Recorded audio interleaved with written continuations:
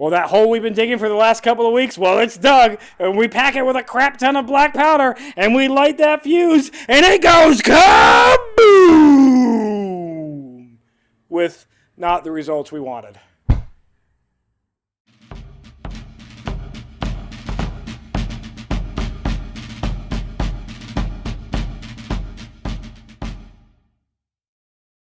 Hello and welcome to Civil War in Hindsight. I'm Lieutenant Tommy. With me, as always, is Prospector Johnny, and we are pouring sweat, and we've been drinking for hours. So good luck to you guys on this week. Enjoy it. Forgot. Yeah. All right. I had a headphone. Your earbud's gone, Johnny. Earlier. It's gone. That's where we're at. Anyway, hey, we got a week for you though. We do. It's a big week. I'm going to tell you everything what happens, and no, that's a different podcast. That's not this one. That's not this one. Yeah, that's you a different researched. Yeah, I did that. You're going to do one. You owe me that episode where you research and you teach me that you promised me that like a year ago, and I'll it's give never you that. come. We'll get there. It's never come. I will find something to teach you about. This feels like a solo show. By the way, for you at home, breaking the fourth wall, this is not important. This is me. Everything on this whole thing is me. I do the research. Yeah. I do the editing. Yes. It's one-man show. Yes. I really don't understand why I'm here. I literally don't know what I bring. It's only because of me. It's me. I want you here. I just have I am the wall that Tommy built to bounce his words off of. Yep. That's literally it. In any case, Johnny, this week, very important week. It opens up on the 29th. Early is once again going to cross the Potomac into Maryland, once again causing panic in the north around Washington, D.C. Yeah, the Union Cav is going to be dispatched to deal with him. And the mine operation, Johnny, that mine oration that Burnside proposed to Grant, is like, I'm going to dig a hole and then blow it up underneath the Confederates. It's done. Well, no, we're ready. But it was, I mean, to be fair, it wasn't his men who it was miners. Engineers underneath him that are miners. Not the young people. They were people who hacked away at stones. Yes, those guys. Yes. They brought an idea to their superior and said, we want to dig a hole and blow up basically, they wanted to blow their asses out of an outhouse. Yes. Yeah. Exactly. From underneath the ground. And so they're working towards that still. We're done. We're ready to go. They dug the hole. Yeah, it's done. The battle is planned for the 30th. And wait, they dug the hole and the Confederate didn't notice. No. They got underneath. Yes. Currently, we have a Looney Tunes tunnel underneath the ground, underneath a camp of Confederates that we're ready to explode with explosives. It happened. Yes. We're ready. It's go time. On the 30th, it's go time. That seems insane. While all this is going on, there is a unit of American colored troops that have been specifically trained and handpicked by Burnside to deal with the situation. When we explode the hole, they are trained not to go into the hole, specifically to exploit the hole, go around it, and attack the flank of the Confederate lines, causing mass panic, hopefully getting the Confederates to break and rout, and now we've got this massive hole that we can just continue to flood. Not hole, but like hole that we can flood. But the idea is everybody knows that, obviously, when you out of the ground, it goes bang, and then whoop, and then you have a crater. There's a hole. You got a big old crater. Hole. Yep. That's what dynamite does. It makes holes. Yep. And so we have troops that are like, all right, we're going to run up after it bang. And we're going to go around the hole. Right around the outside. And then attack the flanks of the Confederates that are now confused. That's where they're going to be going because they just got disoriented with some big old hole, and they're you're going to have units that go and hit the flanks. You're going to have other units that go around the hole and just continue to push into the rear of the Confederates. So basically, we take out a huge chunk of the line, we go around the line, and take out the rest of the people who are scattering and scared to shit because this is obviously that's a bad thing that happened. I can't stress this enough. It's a brilliant fucking plan. It's a really good idea. There is no way this can go wrong. No, that's fantastic. They have thought of literally everything. They trained the troops ahead of time. Everything was set in place. They know what's going to happen. They already are predicting the hole in the ground, the crater, everything else. They're set, ready to go. on the night of the 29th and into the morning of the 30th, Meade meets with Burnside and all of the division commanders. What's Meade? Why says, Meade? I don't, because Meade's the overall commander in this area. He's not Meade's still the commander of the Army of the Potomac, so he has command of the Army of the Potomac. Grant is command of the entirety over Meade, but Meade goes up to Burnside and says, listen, I'm a racist piece of shit, and I don't like colored troops. What? Being sent in. Specifically, he tries to claim that, like, it could be bad PR if the colored troops get, like, massacred. That could be bad PR, which it could be. But they've been trained for, like, a month on what to do with this. Hey, you want to know what I think it is? He thinks it'd be bad PR for white folks if the colored troops did what they were trained to do, made it around, and went ahead and fucked up the entire Confederacy because, good God, do they have a war to fight? Reason to fight the war. And maybe that's why he was such a all right, so he's mad about it, but what did he do? He forces Burnside to not let them go in and to draw straws with the other division commanders to see who will actually... Draw straws? Literally draw straws. Now, if you want minute by minute, in excruciating 1.5 hour to 2 hour... trained troops in? Yeah. If you want minute to minute, glorious details of this battle, it was our very first episode that we ever made. Battle of the Crater. Just give us a little bit of leeway. It was our very first episode. Actually, it might have been our best. We were really good. I did research, too, at that one. That was a really good episode. I don't remember any of it. This is all legitimate reaction. I don't remember it, but I do remember that I did the research. Because I learned, like, how long it was, how deep it was. Like, they built, like, it was, like, actual, like, wood structure. Like, they were building a mine. They built a mine shaft. Yeah, they built a mine shaft, The Confederate base and blew the mine shaft up. And they all went right into So go watch that. I'll link the video at least in the, like, comment or description or something. I'll put the video. Anyways. So Meade's a racist piece of shit. He makes Burnside pick a different unit. Burnside has them draw straws, and they're not trained troops, and it goes bad as well as you would expect. The explosion kicks off, not right away, because the fuse goes out, and then you have some poor slap that has to actually go in there and relight. Oh, that's right. I'm not volunteering for that shit. Oh, my God. I forgot that they had to... They ran... How long was it? It was 175 feet? Several hundred... Yeah, it was a long tube. Yeah. Of... A firework fuse, firework fuse. Yep. Looney Tunes style. Looney Tunes. Going straight down, and it went out. So they relight. Somebody had to go and check that. Yes, it was actually out, and then relight it. Yeah, it was. So the plan was for it to basically go up and at 2-3 o'clock in the morning. It gets delayed till about 4:45 a.m. Which it does go up. You know what? The difference between 2 and 4 a.m. is just not. It doesn't matter. Well, it doesn't. It absolutely. Me, I'm up at 4 o'clock in the morning. I am not up at 2 o'clock in the morning. Yeah, because you work a stupid job, stupid far away from your house. That's not what normal people do, Tommy. I sleep till 9, 10 o'clock, and then just I don't know, wander around the woods all day and.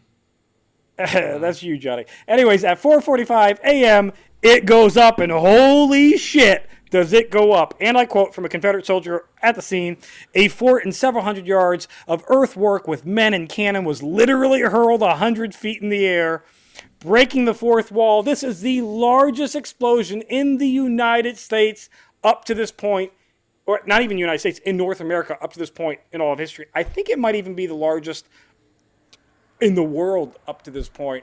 But I know for sure it's definitely in North America. I think it was in the world up until this point because the amount of explosives that they used was it was a disgusting amount.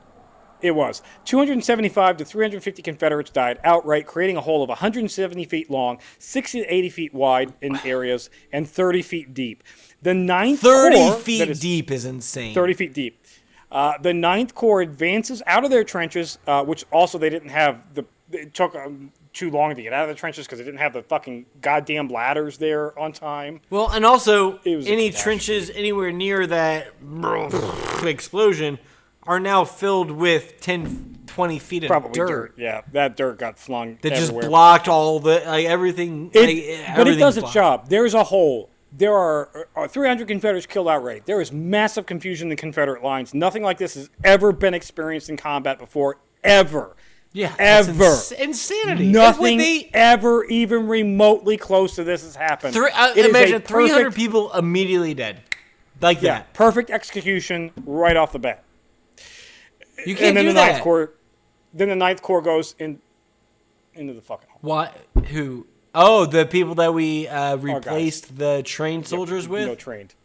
No trained. They just went over the crest of the hill, and then as soon as you get over that crest, you take one step over that crest, whoop, you got to slide down to the bottom 300 feet, right? Yeah, they see massive human carnage. The carnage is so great that humanity takes over, and you've got Union troops that are reportedly like digging out Confederates from the fucking ground. Like, holy shit, what did we fucking do? Because now we suddenly have, all right, so imagine, because the 300 Confederate soldiers who got immediately killed, they're still there. Yeah, they're still there. Well, at least pieces. So you have that. And you have people continuously falling down into the hill. Onto them. Which is just it's broken ankles, broken wrists, broken arms, broken bullet. They're whoop, it's straight and it's just because it's an army marching. They're hurried, they're running, and it's the people in front of them are just telling. And then they can't get out of the hole. And then what do you do? Yeah, you climb up. You climb up a 45-degree embankment of dirt. 30 feet, yeah. Or worse. And that gives the Confederates enough time to regroup, and then they go to the edge of the hole, where it's literal turkey shoot. Just bang, fuck it, reload. I got one. Bang. I don't even have to aim. Just fish in a fucking barrel. Now Burnside does like, all right, that sucked. Colored troops, go do your thing. So he sends them in. And they do their thing. They're trained. They don't just go in the fucking hole. They start to go around the flank. They're making progress. And then Burnside doesn't. He goes, nah, that's good enough. And doesn't send any more. He goes, it's too many casualties. I'm going to not pursue it. And then just lets them all be left on their own. Instead of sending in his other corps that he has, his other divisions that he has. Straight off the bat, we should have been racist motherfuckers, and we should have just sent the colored troops that were trained to do the goddamn thing, because then we would have avoided an entire fucking regiment of folks running to their death. People talk about the Confederates being close to the end of the war in a lot of different battles. No, what if this happened? What if that happened? If those colored troops went in first, the war would have very likely been over. Lee would have very likely been overrun. And I'm even more mad now. We would have had. I would not have had to do this for another year. But here we are. Or maybe more, because I don't know the ending, because we're in the there are colored troops that, when they're exploiting the advantage, tend to shoot unarmed, surrendered Confederates. The Confederates then return that favor by shooting unarmed colored troops very badly, shooting unarmed colored troops. There's a lot of war crimes going on. At the end of the day, 4,000 Union troops will be killed or captured to 1,500 Confederates, which a sizable portion of that was actually in the blast itself. And it was a colossal failure, which should have been at the end of the war, because otherwise it was a fucking... God, it could have been so perfect. Fuck you, Meade. Fuck you, Meade. Let's remind everybody that it was a colossal failure because of one racist American. Pretty much, yeah. That's it. Racism... Early, Johnny. Added an extra year to the war. Yep. On a side note, Early's going to ride to Chambersburg, demand $500,000 in cash or $100,000 in gold, or he's going to burn the city. Land pirate. On the 31st, he burns the city because it's Chambersburg, and they don't have a fucking $100,000 in gold. I mean, who does? Maybe we should return the favor by burning Atlanta when we take it over. No way. That would be atrocious. On the second, monstrous even. Nobody would ever burn Atlanta and then continue burning cities until they got to the ocean. On August 1st, it's going to open up with Sheridan being put in command of the Army of the Shenandoah to take over like that whole shit clusterfuck and specific orders. Deal with Early in this shit already, which might happen sooner than later because the Federals are actually closing in on it. Early's forces in Cumberland.